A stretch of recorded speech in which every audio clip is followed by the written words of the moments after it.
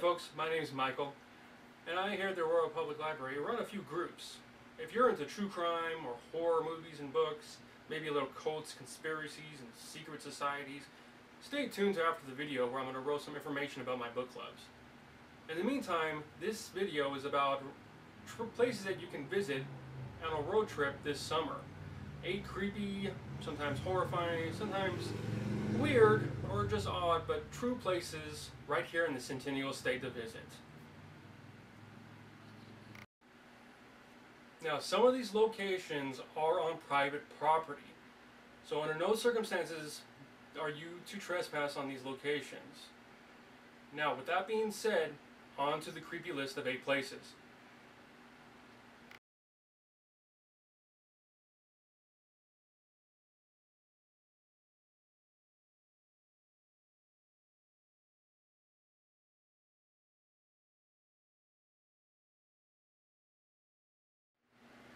At number 8, the remnants of the Fredpacker Massacre, Lake City, Colorado.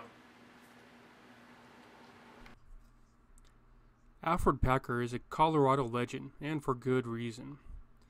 In 1874, he guided 5 men from Salt Lake City to Colorado, in order to make it rich, with gold being found recently in the Colorado mountains. Of course, trying to cross the mountains in winter conditions was not the greatest idea. And months later, Packer arrived near Gunnison, completely alone. Of course, questions started to arise, and first Packer tried to convince everyone that he was abandoned by his party. But through pressure, changed his story, and admitted that in fact all 5 of his companions were dead. In order to survive in the brutal conditions of the winter mountains, Packer had to eat parts of their bodies in order to survive. Months later, when the weather cleared, the bodies were found. And it was evident by the condition of their bodies that Packer was not telling the truth about some parts of his story.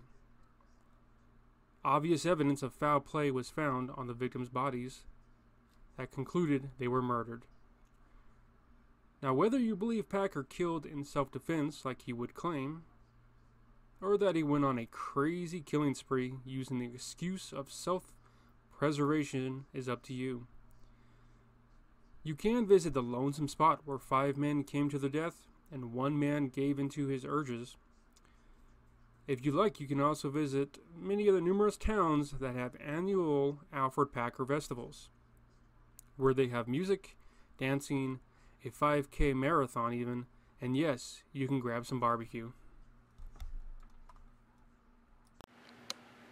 At number 7, we go to Victor, Colorado, to the Black Monarch Hotel.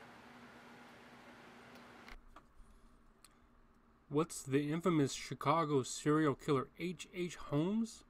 A Hungarian noblewoman from the late 1500s who tortured hundreds of young girls, and Nikola Tesla, the internet's favorite inventor, have in common? They all have hotel rooms named after them. The Black Monarch is a place that was put together with passion and elbow grease. Their rooms have been put together beautifully, and if you want to stay in a room named after a serial killer, you're in luck. They have them. As they say on their website, the Black Monarch is more than just a hotel. It's a destination, like walking into a world only read about in books. And at number 6, we travel over to Center, Colorado, where you'll see the UFO Watch Tower.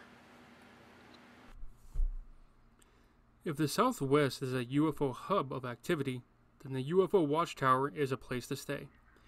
With a UFO-themed campground that includes energy vortexes, which are reported to have healing powers, you can even get married here with a UFO-themed wedding as well.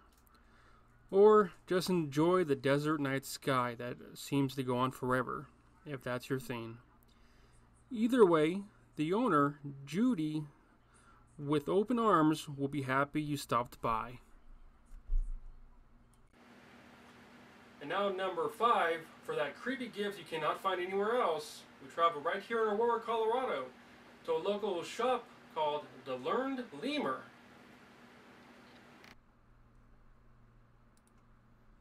If you truly are looking for a special, odd gift that you will not be able to find anywhere else, then Learned Lemur is Colorado's oldest and most authentic oddity shop, dealing exclusively in odd, unusual, and macabre antiques.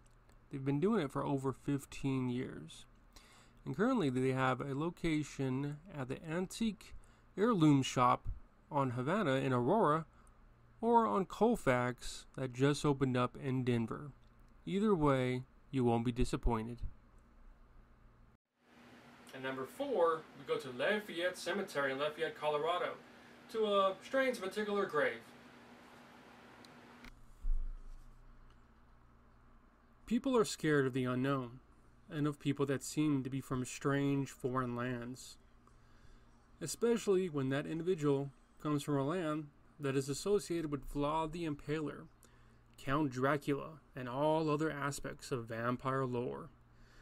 That's why a legend has grown around a certain gravestone in this cemetery. Theodore Fodor was a pale, tall, quiet, and from Transylvania. Passing away in 1918 of possibly the flu. To hear it around town, however, he was a vampire, and the good people of Lafayette took him down. Proof of this, you ask? As legend tells it, the tree you see coming out of his grave was originally a stake implanted into Fodor in order to keep him nailed to the ground, and the tree grew up from it. Who's to say what is real and isn't? Number 3, we go to see a man's passion built out through years over in Rye, Colorado at Bishop's Castle. If you like architecture to have a little odd story to them, Bishop's Castle will be right up your alley. It's been almost 60 years since Jim Bishop started construction on his castle. With only a dream to push him over those many years, he used all kinds of materials to make his legend. Standing at 3 stories with soaring towers and rooms complete with a grand ballroom and even a fire-breathing dragon sculpture guarding the castle, it's the closest thing you can get to Hogwarts around here. And he built it with only his 2 hands, a pulley, and his trusty pickup truck. And number 2, we go to an underground missile silo somewhere in Colorado. During the Cold War, to say people were scared would be an understatement. Nuclear war and the life of living in bunkers was a real everyday thing. And in Colorado, the government built missile silos under the ground. These complexes were huge, with complete areas where you could carry out missions for months, if not years on end. The problem, of course, keeping up with something like that is not cheap. So they were abandoned and left for nature to take back control.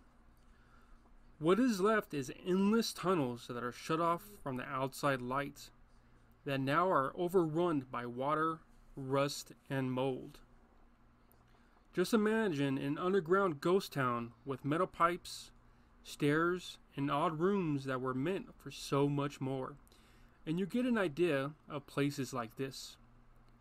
Getting turned around in the tunnels is enough to make anyone panic and run for the exit.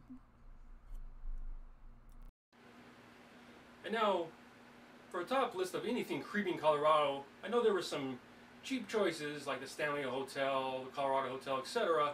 I wanted to stay away from places that were obvious, but you cannot have a weird, complete list in Colorado without having Denver International Airport, which comes up as number 1. Of course, what list of weird or odd places in Colorado would be complete without mentioning the ever-looming fiberglass mountain structure to the east, Denver International Airport. From stuff we know is real, like the Masonic symbols and wordings found throughout, to the stuff that raised the eyebrows, like rumors of underground bunkers where reptilian humanoid figures live and are to come up one day to place all of humanity into servitude. No place is quite like DIA, and no place acknowledges it and embraces their notoriety like them either. Instead of running from how odd the place is perceived by some, DIA chose to embrace it wholeheartedly, and it's nowhere clearer than the art they chose to use. From the notorious paintings in the main hall, one depicting what appears to be either a peaceful utopia of environmental consciousness, or the other, a militia post-apocalyptic doomsday. Or even more macabre, there's always old Lucifer, as he has been lovingly become to be called. A 32-foot fiberglass structure in the form of a blue horse. This art piece took years to make, well past its original due date, and during the making of it fell from its scaffolding, crushing the artist, Louise, leading to his death. If you ever drive by at night, you'll never miss old Lucifer, because his eyes light up red to welcome you and all the rest who visit Colorado. That's about it, folks. 8 places to remind you what a weird but wonderful place we call home. If you're going to visit any of them, especially DIA, don't forget your aluminum hat. Until next time.